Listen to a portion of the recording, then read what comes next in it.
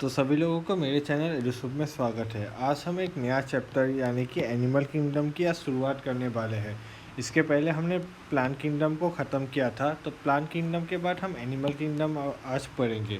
तो animal kingdom में पहले हम इसका कुछ बेसिक इंट्रोडक्शन के बारे में हम जान लेते हैं। तो एनिमल्स किस तरीके के ऑर्गेनिजम्स को एनिमल्स कहा जाता है, हमने बायोलॉजिकल क्लासिफिकेशन में डिस्कस किया था। ये मल्टीसेलुलर यूकैरियोटिक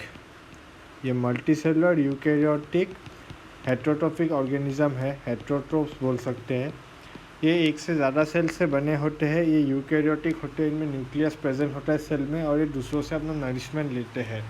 तो ऐसे टाइप के ऑर्गेनिजम्स को हम एनिमल किंगडम में रखते हैं। तो अभी हमने पढ़ा था कि जैसे जैसे हम क्लासिफिकेशन करते जाते हैं, चीज़ों को पढ़ना उतना ही आसान होता जाता है। तो वैसे ही हमें भी एनिमल किंगडम को अलग अलग बेसिस पे क्लासिफाई करने की ज़रूरत पड़ी। तो हम उस क्लासिफिकेशन को करने के लिए किन किन चीज़ों का ध्यान रखते हैं, उसको हम बेसिस ऑफ क्लासिफिकेशन में पढ़ते हैं। तो बेसिस ऑफ क्लासिफिकेशन, तो बहुत सारे एनिमल्स में अलग अलग तरीके के कैरेक्टर्स होते हैं। तो अलग अलग तरीके के कैरेक्टर्स की वजह से उनमें अलग अलग प्रॉपर्टीज आती है। कुछ कैरेक्टर्स आपस में रिलेटेड होते हैं, कुछ ऑर्गेनिजम्स में कुछ अलग होते हैं। तो ऐसे हमने बहुत तरीके के अलग अलग फीचर्स को स्टडी की और उन अलग अलग कैटेगरीज में डिवाइड किया। तो पहला हम पढ़ते हैं, पहला जो कैटेगरी हम डिवाइड करेंगे वो है लेवल ऑफ ऑर्गेनाइजेशन। तो अब लेवल ऑफ ऑर्गेनाइजेशन क्या होता है, तो हमें पता है बेसिक यूनिट ऑफ लाइफ क्या होता है, सेल होता है। तो सेल से हम क्या बनता है, सेल से जब सेल एक साथ सेम स्ट्रक्चर के सेल्स एक साथ जुड़ जाके सेम फंक्शन करे तो वो कोई ऐसा टिश्यू बना देगा। टिश्यू आपस में जुड़ के एक ऑर्गन बना देंगे, तो ये कोई ऑर्गन है। और अलग अलग ऑर्गन पूरा अलग अलग सिस्टम बना देंगे जिसको हम ऑर्गन सिस्टम कहते हैं। तो ये 4 तरीके के अलग अलग लेवल्स पे चीज़ें होती है। तो वो 4 तरीके के क्लासिफिकेशन होते हैं। सबसे पहला क्या आता है, सेलुलर। तो सेलुलर लेवल ऑफ ऑर्गेनाइजेशन में क्या आता है कि इसमें सेल्स तो मल्टी सेलुलर स्टेज ही है, स्टेज तो मल्टी सेलुलर ही है, लेकिन कंडीशन क्या आ जाती है यहाँ पे कि सेल्स जो आपस में काम कर रहे हैं वो आपस में टिश्यू फॉर्म नहीं करते, वो सिर्फ एक लूज एग्रीगेट बनाते हैं। लूज एग्रीगेट मतलब आपस में सिर्फ जुड़े होते हैं, लेकिन एकदम स्ट्रक्चरली एंड फंक्शनली जुड़े नहीं होते कि हम उसे टिश्यू बोले। तो ऐसे टाइप के ऑर्गेनाइजेशन में डिवीज़न ऑफ लेबर इतना खास मिलता नहीं है। तो ये मेनली स्पॉन्जेस में पाए जाते हैं। मैं भी बता रहा हूँ एनिमल किंगडम में कौन कौन से अलग ग्रुप्स आते हैं। तो अभी इसके बाद तो सेलुलर के बाद नेक्स्ट क्या आता है, सेल्स के बाद टिश्यू।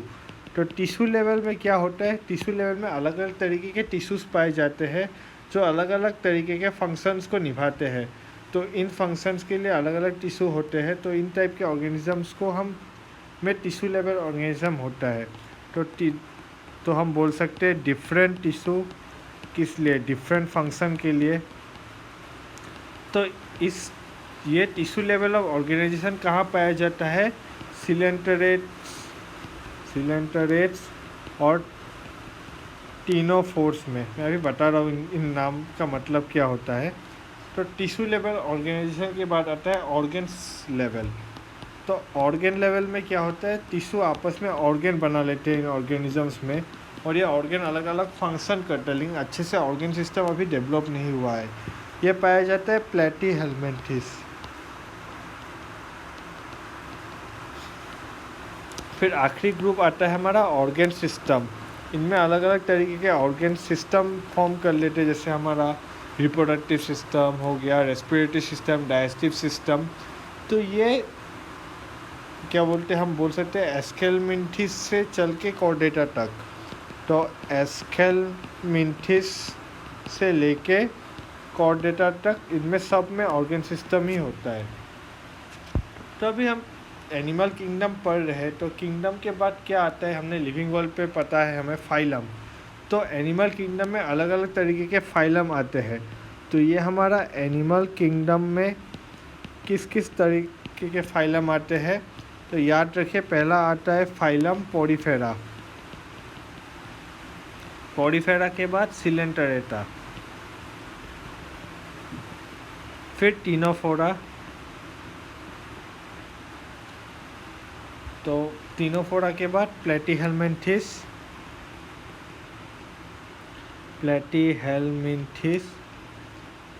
फिर आता है एस्केलमिन्थिस, फिर 6 नंबर में हम रखेंगे एनेलिडा, 7 नंबर पे आर्थ्रोपोडा, फिर मोलस्का, फिर एकाइनोडर्मेटा, हेमिकॉर्डेटा, फिर लास्ट में कॉर्डेटा। तो ये हमारे अलग अलग 11 फाइलम हो गए। इनके बारे में हम डिटेल में बात करेंगे। तो इनके ही हम देख रहे हैं इनको किस किस तरीके से, किस बेसिस पे हमने क्लासिफाई किया। तो हमने पहले देखा लेवल ऑफ ऑर्गेनाइजेशन, जिसमें सेलुलर लेवल किस में आ जाता है, पॉडीफेरा में। फिर दूसरे ये सिलेंटरेटा और ctenophora next to tissue system होता है इनमें। प्लेटीहेलमिन्थिस में ऑर्गन आ जाता है, और एस्केलमिन्थिस टू कॉर्डेटा, मतलब ये सभी के सभी में ऑर्गन सिस्टम आ जाता है। तो ये हो गया हमारा पहला बेसिस ऑफ क्लासिफिकेशन। लेकिन अभी हमें ये भी पता है कि जो अलग अलग डाइजेस्टिव सिस्टम है वो भी अलग अलग तरीके का होता है। अब जो प्लेटीहेलमिन्थिस में डाइजेस्टिव सिस्टम है, प्लेटीहेलमिन्थिस में जो डाइजेस्टिव सिस्टम है उसमें क्या होता है, उसमें सिंगल ओपनिंग होती है। सिंगल ओपनिंग से मैं क्या बोल रहा हूँ, ये बॉडी है, ये एक ओपनिंग है, यही माउथ का काम करेगी और यही एनस का काम करेगी। तो ये प्लेटीहेलमिन्थिस में पाए जाते हैं।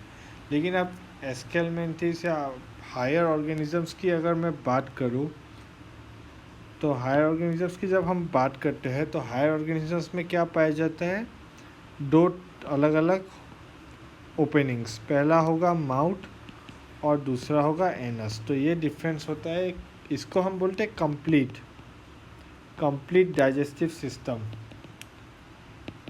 डाइजेस्टिव सिस्टम इसको बोलते हैं। और ये कंप्लीट हो गया तो इस वाले को हम इनकम्प्लीट बोल सकते हैं।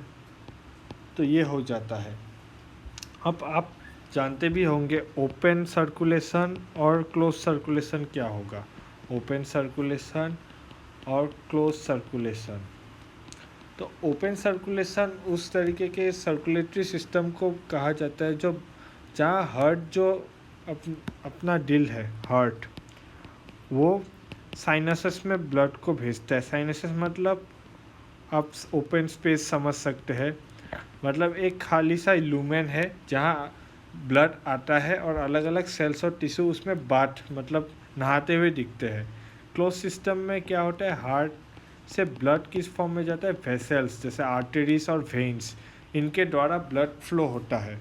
तो ये डिफरेंस होता है ओपन और क्लोज सर्कुलेटरी सिस्टम के बारे में।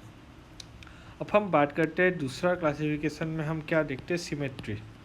तो सिमेट्री तो आपको पता ही है कि एक प्लेन एक बॉडी को अगर हाफ अलग अलग सेम मिरर इमेज में तोड़ दे तो उसको सिमेट्री कहते हैं।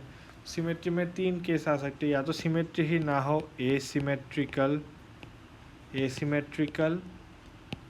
फिर बायलेटरल और रेडियल। ये 3 तरीके की सिमेट्री आती है। तो आप डायग्राम में यहाँ देख सकते हैं, पहला डायग्राम है रेडियल सिमेट्री। एसिमेट्रिकल तो आप समझते ही है, सिमेट्री ही ना हो जिसमें कुछ ऐसा टाइप का ऑर्गेनिज्म है, अब कहाँ से सिमेट्री होगी ही नहीं, तो इसको एसिमेट्रिकल कहते हैं। ये रेडियल सिमेट्री का एग्जांपल है। तो यहाँ आप देख सकते हैं कि ये पहला प्लेन उसको डिवाइड कर रहा है, ये दूसरा प्लेन इस ऑर्गेनिज्म को डिवाइड कर रहा है, और तीसरा प्लेन, मतलब जब एक से ज़्यादा प्लेन एक बॉडी को इक्वल पार्ट्स में डिवाइड कर सके तो वो रेडियल सिमेट्री हो जाती है। लेकिन अगर सिर्फ एक ही प्लेन हो जो ऑर्गेनिजम्स को 2 इक्वल हाफ्स में डिवाइड कर पाती है तो वो बायलेटरल सिमेट्री हो जाती है। तो अब हम यहाँ पढ़ते हैं एसिमेट्री कहाँ पाई जाती है, जनरली स्पॉन्जस में पाई जाती है। बायलेटरल सिमेट्री अभी आप देखें तो ज़्यादातर ऑर्गेनिजम्स में पाई जाती है। रेडियल पहले बात करते हैं तो सिलेंटरेटा टीनोफोरा और यहाँ एक स्पेशल केस आता है एकाइनोडर्म्स। एकाइनोडर्म्स में कौन? एडल्ट। बायलेटरल जो है वो प्लेटीहेलमिन्थेस से लेके कॉर्डेटा सब में पाए जाते हैं, लेकिन बायलेटरल सिमेट्री में एकाइनोडर्म्स आते हैं, लेकिन एकाइनोडर्म्स का कौन सा? लार्वा आता है। तो अब ये स्पेशल केस हो गया, एकाइनोडर्म्स का लार्वा में बायलेटरल सिमेट्री होता है, लेकिन उनके एडल्ट्स में रेडियल सिमेट्री होता है। तो ये एक इम्पॉर्टेंट केस है सिमेट्री में, जो आप याद रखिएगा, तो इसी से क्वेश्चंस बन सकते हैं। तो स्पॉन्जेस में asymmetry, radial symmetry, Coelenterata, Ctenophora और एकाइनोडर्म्स के एडल्ट्स में, और बाकी सब में बायलेटरल सिमेट्री। अब इसके बाद जो नेक्स्ट पॉइंट आता है वो हम डिस्कस करते हैं कि वो ऑर्गेनिज्म में डिप्लोब्लास्टिक है या ट्रिप्लोब्लास्टिक। तो डिप्लोब्लास्टिक और ट्रिप्लोब्लास्टिक में क्या डिफरेंस होता है? तो डिप्लोब्लास्टिक में हम देख सकते हैं इनमें 2 एम्ब्रियोनिक लेयर्स होती है, 2 एम्ब्रियोनिक लेयर्स, और यहाँ 3 एम्ब्रियोनिक लेयर्स, 3 एम्ब्रियोनिक लेयर्स होती है। तो डायग्राम में हम देखते हैं यहाँ, तो यहाँ हमें 2 डायग्राम देखने को मिल रहा है, पहला वाला डिप्लोब्लास्टिक, दूसरा वाला ट्रिप्लोब्लास्टिक। तो हमें कैसे पता चलेगा कौन सा डिप्लोब्लास्टिक है, कौन सा ट्रिप्लोब्लास्टिक? तो इस डायग्राम में देखिए, तो यहाँ आप देख सकते हैं ये वाला जो यहाँ सेल्स है, ये पहला लेयर हो गया जो बाहर की तरफ है, तो इसको हम बोलते हैं एक्टोडर्म। बीच में कोई सेल्स नहीं है, बीच में कुछ जेली लाइक स्ट्रक्चर है, तो उसको हम बोलते हैं मीजोग्लिया। ये कोई लेयर नहीं है अभी, लेकिन अंदर और एक लेयर है जिसमें सेल्स है, तो अंडर वाली लेयर को एंडोडर्म कहते हैं। तो यहाँ सिर्फ एक्टोडर्म और एंडोडर्म है, और बीच में कोई सेल्स वाली लेयर नहीं है जिसको हम मीजोग्लिया कहते हैं। तो यहाँ 2 लेयर्स है, तो ये डिप्लोब्लास्टिक। लेकिन यहाँ ये रहा एक्टोडर्म एंडोडर्म, लेकिन इसका जो बीच वाला लेयर था इसमें सेल्स मौजूद है, तो इसको हम बोलते हैं मीजोडर्म। तो इस ऑर्गेनिजम्स को हम कहते हैं ट्रिप्लोब्लास्टिक ऑर्गेनिजम्स। तो यही डिफरेंस है डिप्लोब्लास्टिक और ट्रिप्लोब्लास्टिक में। यहाँ 2 एम्ब्रियोनिक लेयर्स एक्टो और एंडोडर्म आती है, यहाँ एक्टो, एंडो और बीच में मीजोडर्म आती है। तो अब ये मौजूद किस में होती है? डिप्लोब्लास्टिक पाई जाती है सिलेंटरेटा और टीनोफोरा में, और बाकी प्लेटीहेलमिन्थेस से लेके कॉर्डेटा तक ट्रिप्लोब्लास्टिक ही आते हैं। पोरिफेरा में कोई ये जर्म लेयर नहीं होता, क्योंकि उसमें टिश्यू ही नहीं होता, उसमें सिर्फ सेल्स के गुच्छे होते हैं। तो इतना ही डिफरेंस है। अब नेक्स्ट बात करते हैं हम सीलोम के बारे में। तो सीलोम क्या होता है? आपकी बॉडी कैविटी और गट के बीच में जो स्पेस हो, जो अगर हमारे बॉडी के वाल, तो ये कोई बॉडी है, तो ये हमारा बॉडी वाल है, हमारा शरीर है, बॉडी वाल समझ लीजिए इसको। और इसके अंदर हम गट वाल, जो हमारे एलिमेंट्री कैनाल है, स्टोमक का कैनाल या कोई कैनाल, एलिमेंट्री कैनाल है, तो गट वाल, तो इनके बीच में जो ये स्पेस मौजूद है इसी को हम कहते हैं सीलोम। तो सीलोम को हम क्या बोल सकते हैं? Cavity between body wall and gut wall, तो इसको हम कह सकते हैं। तो हम इस डायग्राम में अच्छे से देखते हैं। सो हम देख सकते हैं किसी किसी ऑर्गेनिजम्स में जो मीजोडर्म है उसके अंदर थोड़ा गैप आ जाता है, तो इसी गैप को हम बोलते हैं सीलोम, ये कैविटी को बोलते हैं सीलोम। किसी किसी ऑर्गेनिज्म में ये मीजोडर्म जैसे हमने पहले डायग्राम में देखा था वैसे ही है, तो इसमें कोई कैविटी मौजूद नहीं है, तो इसको हम बोलते हैं एसीलोम, जिसमें कैविटी ही ना हो। इसमें देख सकते हैं 2 बड़ी बड़ी कैविटीज़ है, तो इसको हम बोलते हैं सीलोमेट, जिनमें अस्ट्रोसीलोम मौजूद हो। लेकिन कोई ऑर्गेनिज्म होते हैं जिनमें मीजोडर्म जो है पैचेस के रूप में मौजूद हो जाता है, तो इसमें जो स्पेस होता है वो कंटिन्यूस नहीं होता, तो इसको हम बोलते हैं सूडोसीलोम। तो 3 तरीके के केसेस आते हैं सीलोम में। एक होता है सीलोमेट, दूसरे होते हैं एसिलोमेट, पहले एसिलोमेट लिखना चाहिए था लेकिन जो भी हो। फिर आता है सूडोसिलोमेट। तो सिलोमेट, पहले एसिलोमेट में कौन से ऑर्गेनिजम्स आते हैं? इसमें प्लेटीहेलमिन्थेस आते हैं। अब आप इसमें अच्छे से देख लीजिएगा कि सीलोम प्रेजेंस कहाँ होते हैं? सिर्फ ट्रिप्लोब्लास्टिक में होते हैं। ट्रिप्लोब्लास्टिक ऑर्गेनिजम्स में ही सीलोम मौजूद होता है। इसकी वजह से हम इसमें सिलेंटेरेटा और टिनोफोरा की बात करेंगे ही नहीं। तो प्लेटीहेलमिन्थिस में सीलोम नहीं होता। सूडोसिलोमेट कहाँ होता है? एस्केलमिन्थिस में। एस्केलमिन्थिस में सूडोसिलोमेट होता है और सिलोमेट अब एनालिड्स से कॉर्डेटा तक सिलोमेट होता है। तो ये नेक्स्ट क्लासिफिकेशन का पॉइंट पढ़ लिया जो था सीलोम। अब नेक्स्ट हम बात करते हैं, जो नेक्स्ट आता है वो है सेगमेंटेशन। तो नेक्स्ट टॉपिक क्या आता है? सेगमेंटेशन।